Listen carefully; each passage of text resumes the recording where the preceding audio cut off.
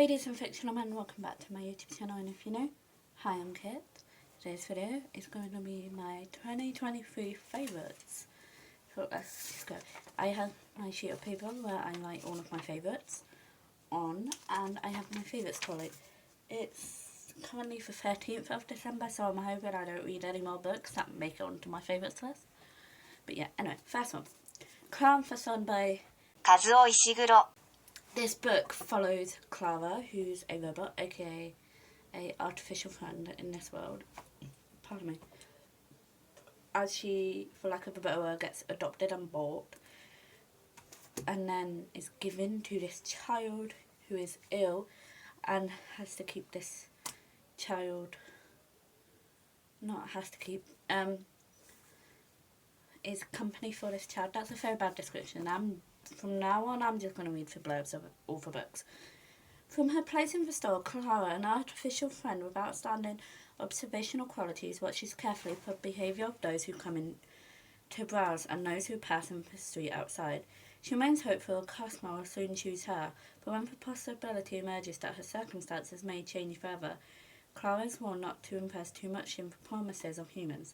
In Clown for Sun, Kazuo Ishiguro looks at a rapidly changing world through the eyes of an unforgettable narrator to explore a fundamental question: what does it mean to love? And I'm pretty sure I nearly cried in this book, but I could be wrong. All the books that become part of my favourites list go on to this shelf unless they are part of the series, for example Heartstopper, and then they go onto my series shelf, which is exactly what you guys are resting on. And then my next one is Nightmare of Neverland, which I actually read. Well, I think these two are all the way back in January. This is Nightmare of Neverland by Todd C. Fern, and it's a what if Peter Pan was a bad guy, and he's a vampire specifically. And this book follows James, who, when he was a child, watched as his brother was kidnapped by Peter Pan, and then from then on, James vowed to get revenge on Peter and also save his brother. And then when James grows up, not only has his brother been taken, but his son has been taken too. So then James travels to Neverland and, becomes Captain Hook. Well, actually, technically he's Captain Hook at the beginning because, his hand got bit off, by a crocodile, but in this book it doesn't get bit off by a crocodile. But it's really, really good. Anyway, the blurb. When James was a child, he watched in horror as his young brother was taken by a bloodthirsty monster. A monster with the shape of an ageless boy. In trying to save his brother from the demon, James was left maimed. A hook in the place of his left hand acted as a painful reminder to the loss of his childhood. Years later, the monster returned to steal away James's only son, leaving him with only his fragile sanity and his trusted hook. James tracks the vampire to an island of unspeakable horrors where he vows vengeance for all he has lost. No longer caring if he lives or dies, his only thought is to destroy the demon that shattered his life. He must kill the vampire known as Peter Pan. And I really, really like this. And I was actually really worried, so my boyfriend bought it for me. And I was really worried that I wouldn't like it because I'm obsessed with Peter Pan, specifically the 2003 version. To me, that is like chef's kiss. That's the most perfect adaptation of J.M. Barrie's story. It's my favourite thing in the whole world. Literally, one of the quotes from it is my favourite quote in the whole entire universe, and that is, "To die would be an awfully big adventure," and I just think it's amazing. And that is Fire Survive by Holly Jackson. And so this follows Red as she and a group of her friends go in an RV and then take a road trip. But then they lose Wi-Fi, they go down a wrong road, they take the wrong turn, and all four tyres of the RV are shot out. And there's a sniper. And it's so good. Yeah, anyway. Red Kenny is on a road trip for spring break when Red's best friend, her older brother, his perfect girlfriend, a secret crush, and a classmate. When their RV breaks down in the middle of nowhere, they soon realise that this is no accident. They have been trapped by someone out there in the dark, someone who clearly wants one of them dead. With 8 hours until dawn, six friends must escape or work out which one of them is the target. Buried secrets will be forced to light and tensions inside the RV will reach deadly levels. Not all of them will survive the night. A road trip turns deadly in this heart-pounding, addictive YA thriller from multi-million best-selling author of A Good Girl's Guide to Murder. I would read Holly Jackson's shopping list. And I have literally pre-ordered two copies of her new book. And I'm so excited! Anyway, next one is Astrid Parker Doesn't Fail by Ashley Herring Blake. And this is the second book in the... it's part of a trilogy and I've completely forgotten. I think it's Brightfall trilogy, but anyway. So this follows Astrid Parker, which is Delilah Green's stepsister, as she too falls in love. So she's just broken up with her ex-fiancé and is struggling to find her own identity, kind of thing. And then she meets someone called Jordan. I believe it's Jordan? Yes, Jordan. Who is the granddaughter or niece of a woman that owns this inn in Bright Falls. And Astrid comes along and is helping to design it along with a TV show, which Astrid hopes will boost her career. Anyway, here's the blurb. For Astrid Parker, failure is unacceptable. Ever since she broke up with her fiancé a year ago, she's been focused on her career. So when she's asked to be the designer for Foreverwood's Inn renovation, to be featured on a hugely popular home makeover show, Astrid is thrilled not only with the project, be the perfect distraction, but her perpetually displeased mother might finally give her a nod of approval. However, Astrid never planned on Jordan Everett, lead carpenter for the renovation. Jordan is determined to preserve the history of her family's inn, particularly as the rest of her life is in shambles. When that determination turns into some light sabotage to ruffle Astrid's perfect little feathers, the showrunners ask them to play up for tension. But somewhere along the way, their dislike for each other evolves into something quite different. It's time for Astrid to decide if she's going to pursue the life that she's expected to lead or for one that she really wants. It's also LGBTQ, which I love as someone who's also part of that community. So I want to read more queer books. I've also written one, and I'm so excited. The next one is The Kiss Quotient by Helen Huang. And this follows Stella, who's autistic, and she's the type of autistic person that's very maths focused. She's good with statistics, and she's also never been in love. Because it's not something she sees, she kind of struggles with it. And then she hires a escort to kind of teach her, like, how to love and stuff. And it's so good, and I think it's really cute. The blurb. It's high time for Stella Lane to settle down and find a husband, or so her mother tells her. This is no easy task for a wealthy, successful woman like Stella, who also happens to have Asperger's. Analysing data is easy. Handling the awkwardness of one-on-one dates is hard. To overcome her lack of dating experience, Stella decides to hire a male escort to teach her how to be a good girlfriend. Faced with mounting bills, Michael decides to use his good looks and charm to make extra cash on the side. He has a very firm no-repeat customer policy, but he's tempted to bend that rule when Stella approaches him with an unconventional proposal. For more time they spend together, the harder Michael falls for it. For this disarming woman with a beautiful mind, and Stella discovers that love defies logic. And I think everyone should read this because it's honestly so adorable. Then the next one is This Winter by Alice Oseman. Let me just get that out because it's part of my Alice Oseman shelf. Here we go. This Winter by Alice Oseman. I hate Christmas, Tori says. No you don't, I say. I hate this one. Everyone hates this one. This winter has been a tough one for Tori, Charlie and Oliver Spring. They're all trying to get through Christmas Day with minimum drama. For Oliver, that means Mario Kart with his brother and sister, but for Tori and Charlie, it means putting the past few months behind him. Will this Christmas drive this family spring apart or start to put them back together?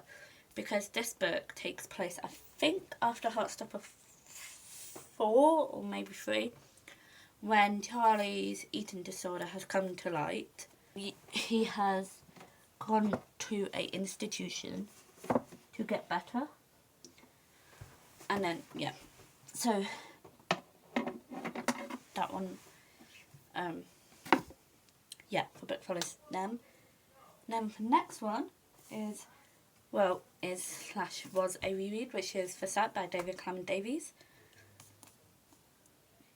This, along with The Curious Incident of the Dog of the Nighttime, are my favourite books of all time. Like, when someone asks me, what's your favourite book, I will say one of these. Forsyth follows Larka from a pup all to her death. So basically follows her throughout her life as she discovers that she has the power called Forsyth, and then has to use the powers to help not only save her pack, but for her world. And it's so good.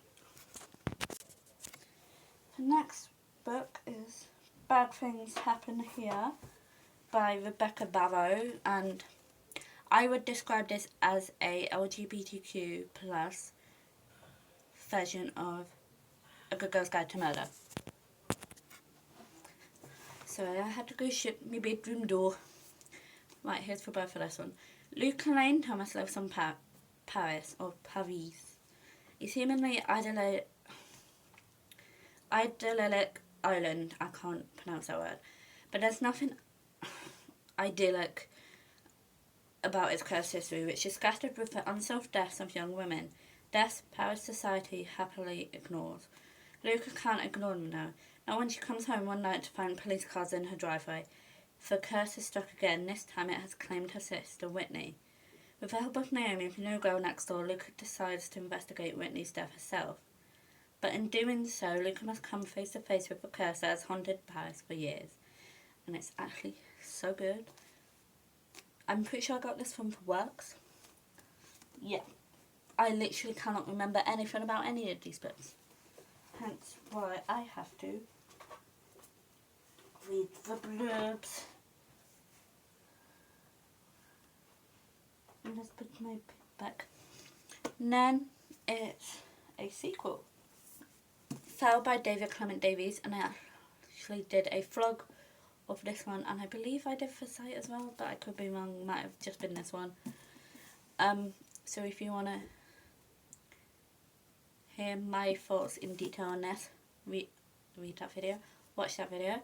So this book follows Larka's brother, Fell, hence the name, as he kind of deals with the aftermath of the book, while also he kind of has survivor skills, and he discovers that he has Forsyth, but his power kind of shows up in a different way compared to Larka's. So it's kind of him dealing with the ending of Forsyth, while also he makes a friend and then also has to kind of help that friend. A weird thing about this book is, unlike Forsyth, it has Fell's point of view and another characters. So anyway, for blood. Among the wolves of Transylvania walks a fearful legend, a black wolf, with the power to see into the minds of other animals. Fell is a Carl, a loner, separated from his pack by power of Forsyth and by his guilt of the death of his beloved sister Larka. The villagers call Alina a changeling, a creature left by fairies, and fear her. The shepherd Marduk, who rescued her from the snows, makes her dress as a boy and work twice as hard as one. It is a bitter, lonely life, haunted by terrible dreams, until the day Lena learns some of the truth about her past and sets out into a world fraught with danger to find her real home. And this is so good. But yeah, that's that one. And then if I put it back, my next one is the hate list, which is here. If you want to hear my thoughts in detail on this book, I have a review up on this channel. This is by Jennifer Brown, Fell is by David Clement Davies. 5 months ago, Valerie Leffman's boyfriend Nick opened fire on the school cafeteria. Valerie was as shocked as everyone else, but despite her own serious injury, she implicated in the crime because of the list. The list she and Nick made of people they hated, the list Nick used to pick his targets.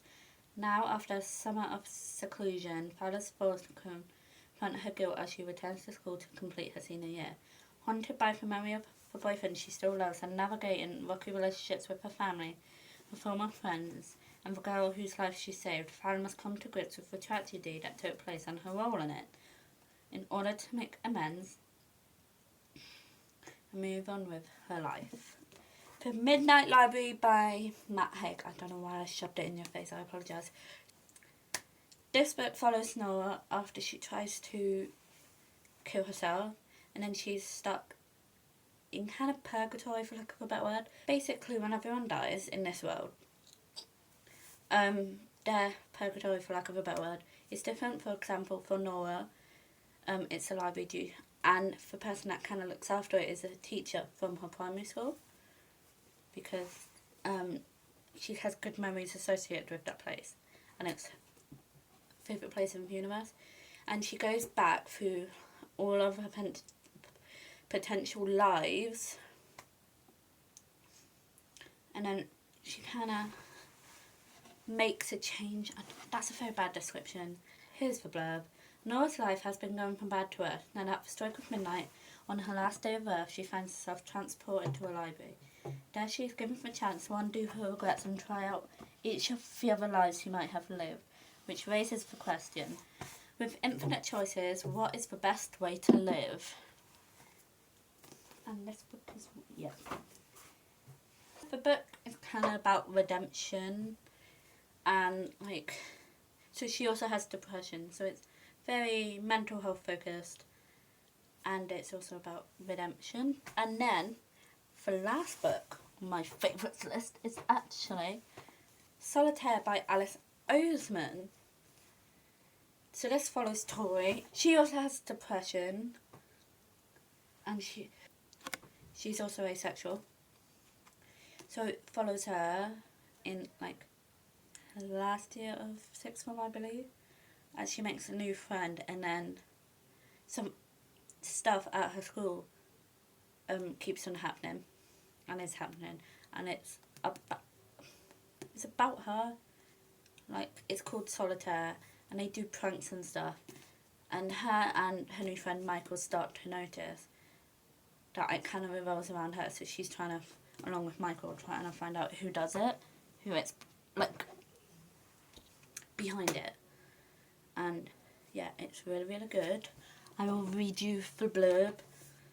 I don't ever remember not being serious. As far as I'm concerned, I came out of the room spouting cynicism and wishing for rain. My name is Tori Spring. I like to sleep and I like to blog. Last year I had friends. Things were very different, I guess, but that's all over now. Now there's Solitaire Michael Holden. I don't know what Solitaire are trying to do, and I don't care about Michael Holden, I really don't. And I think it's cute. I really enjoyed this book. But yeah, that's it for my favourites of 2023. I will see you next year for my favourites video. Don't worry, there will be more videos in 2023. Bookmas isn't over yet, or Ruemas. But yeah, I will see you in my next video. Don't forget to comment down below what videos you want me to do. Also press the subscribe button and the notification bell, and then you get a notification every single time I upload a video. Also press the like button as well.